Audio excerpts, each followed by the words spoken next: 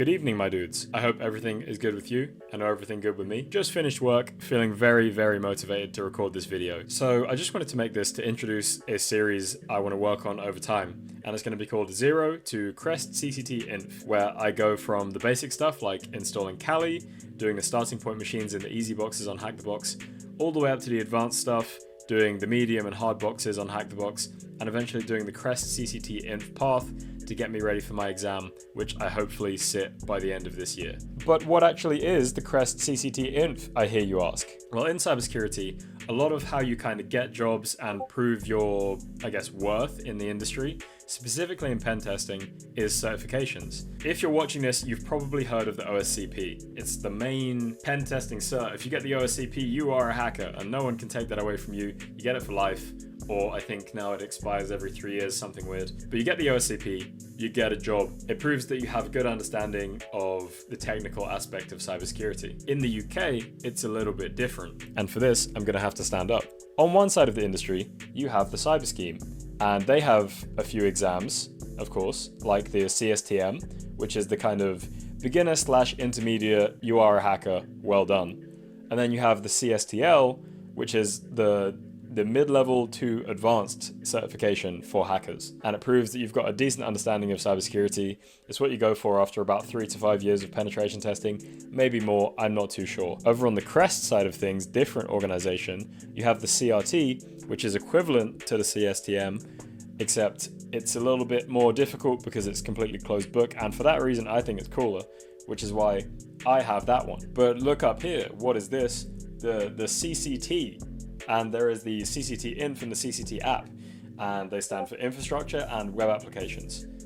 I'm going for the CCT-INF because I prefer infrastructure pen testing, but also I might go for the app later on, but we will see about that. That is your mid-level to senior level certification for pen testing that is relevant to the UK, and that is what this series is about achieving. But with that said, let's get started. So, like everyone else in cybersecurity, specifically penetration testing, you're going to have to get started by installing a virtual machine. What even is a virtual machine? It is just a computer in your computer. Simple as, you don't really need to know anything more than that to begin. To install a VM, we have to go and download a program that can actually host the VM. So, head on over to virtualbox.org, download VirtualBox, install it, and you are good to go for the next step. Next step, head over to Kali.org, click on the download button and download the version of Kali specifically for VirtualBox. It is on the left and it is about 3.2 gigabytes as I am recording this. Once you've downloaded Kali, you'll get a file that's called Kali Linux 2025 probably, or maybe 2024. I'm not sure what's going to be out there while I'm recording this because I downloaded this quite a while ago.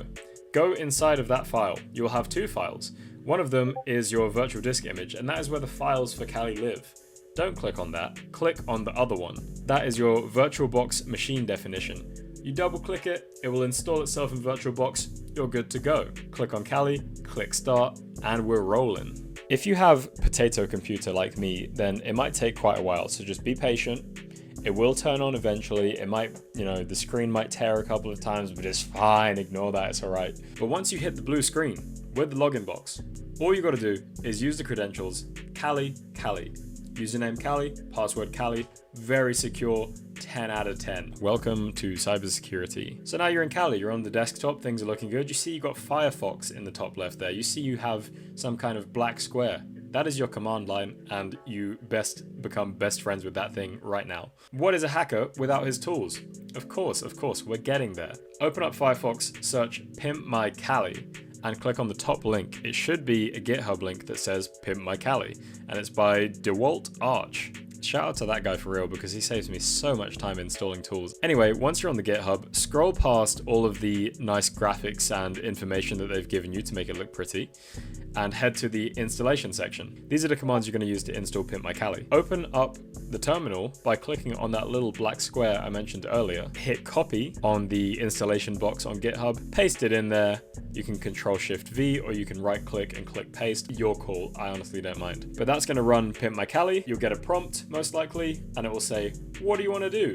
Click N, click enter if you need to do that. I can't remember off the top of my head because I've already done this. It will start installing PimpMyKali. It's one of those things where you just gotta click yes, yes, yes, and eventually it's gonna install. The particularly astute among you may have noticed it said, do you want to be able to log in as root? Normally, if you are a pen testing company and you're doing things properly, no, you do not want to be able to log in as root because you want to elevate your privileges when you need them and otherwise be using a regular user account.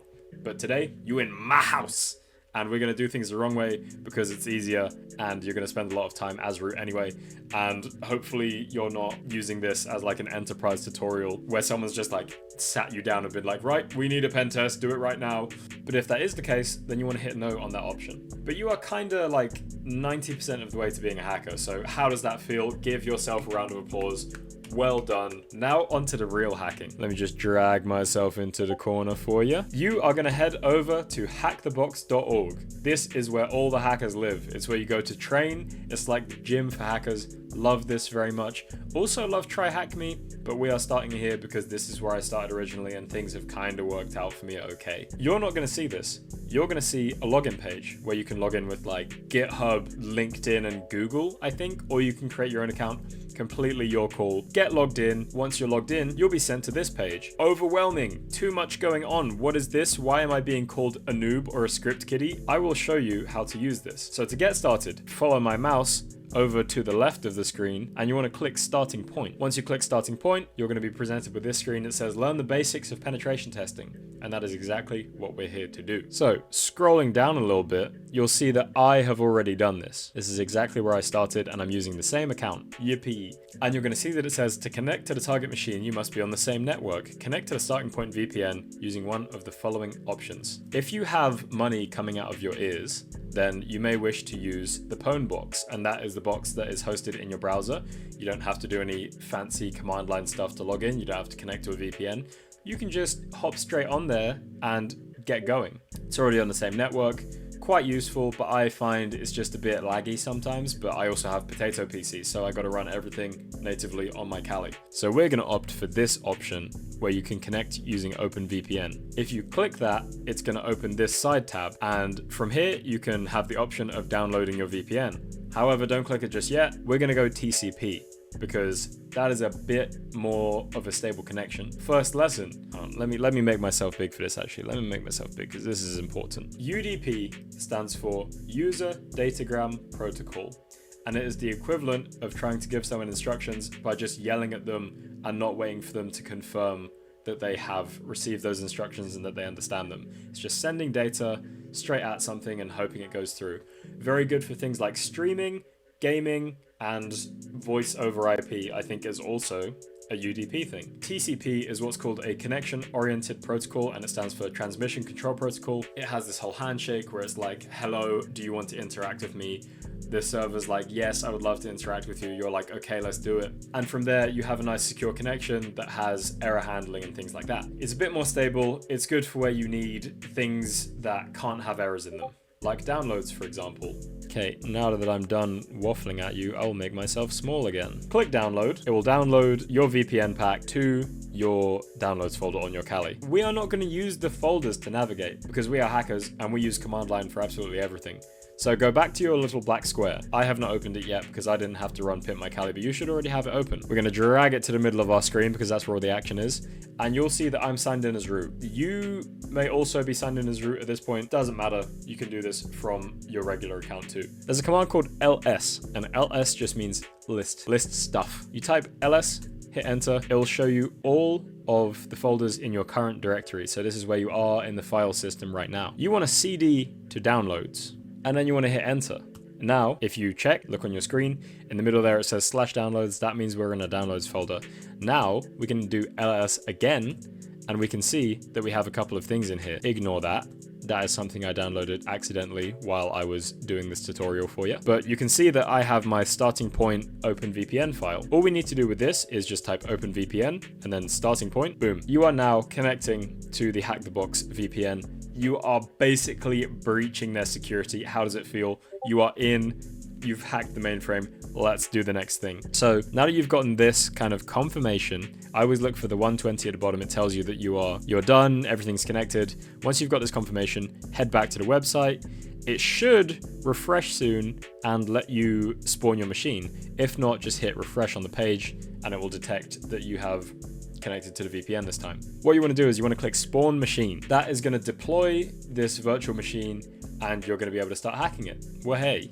Now mine took about 20 million years to spawn for some reason. Don't know why, it's usually quite fast. Maybe because this is one of the non-premium machines, so there's more people trying to do it. And also it's one of the beginner ones. Same reason. But that is going to unlock all of your questions. And what you want to do is you want to run through these, do as much Googling as you need to get them done, and you will be on your way to understanding the basics of cybersecurity. How cool is that? Instead of giving you the answers, I'm going to give you some hints that I hope are very helpful. First question, what does the acronym VM stand for? Here is your hint. You're using one, mate. You are currently in one. It is how we are on HackTheBox right now, and you will get nothing more from me. Once you've got the answer, just put it into that text box below, click submit or done or whatever it says. I've already done the answer, so I can't see, and you should get a nice green tick and some points, and you'll feel absolutely amazing. Free dopamine rush. How lovely is that? Question number 2. What tool do we use to interact with the operating system in order to issue commands via the command line, such as the one to start our VPN connection? It's also known as a console or a shell. I said it earlier in the video, I don't even have to give you a hint for this one, but it starts with T and ends in terminal. Question number 3. What service do we use to form our VPN connection to HackTheBox Labs? We've already used this too. We're like 10 steps ahead. Come on. Open something. Don't worry if this takes you some time. Just Google the answers. You can do this. This is how learning is going to be in cybersecurity. It's very like, figure it out. Go away and learn how to do this. No one's going to teach you exactly how to hack into every system because it's just impossible to do that. You have to use the information in front of you, try and figure it out for yourself. Question 4. The first question that is not related to something we've already done, actually. What tool do we use to test our connection to the target with an ICMP echo request? For the people that need to know, ICMP stands for Internet Control Message Protocol. Even harder question for question 5. What is the name of the most common tool for finding open ports on a target? This is going to be your bread and butter. You're going to use this thing all the time if you're an infrastructure tester, and maybe here and there if you're a web tester. For this one, I'd recommend just Googling the question, being like port scanning tool, top port scanning tool. I'm going to need to shrink myself down again because question number 6 actually requires us to interact with the command line. We have our command line. I'm going to hit Control-Shift-T to open a new tab on the terminal. You want to scroll up, you want to grab the IP address, go back into the terminal. We're going to use that port scanning tool they were talking about earlier. And I hope you haven't skipped ahead because I'm about to reveal the answer to question number 5. You're going to type nmap and then you're going to Control-Shift-V to paste the IP address. And it's going to run an nmap scan. It's going to test for the different ports. Now that you've run nmap, you get the results of the scan. And the results of the scan say that port 23 is open and it is running Telnet. What is Telnet, I hear you asking? Well, Telnet is a protocol that allows you to interact with the command line of another computer. It is very old and you should never use it in a production environment because everything is sent in clear text and it is just not very secure. Question number 7. What username is able to log into the target over Telnet with a blank password? If you have some cybersecurity knowledge already, you might see that 4-letter word ending in T and think, I feel like I know this already. And you would be right. It is exactly what you think it is. So if you go and try that, you'll be able to log straight in, get the flag, you're done.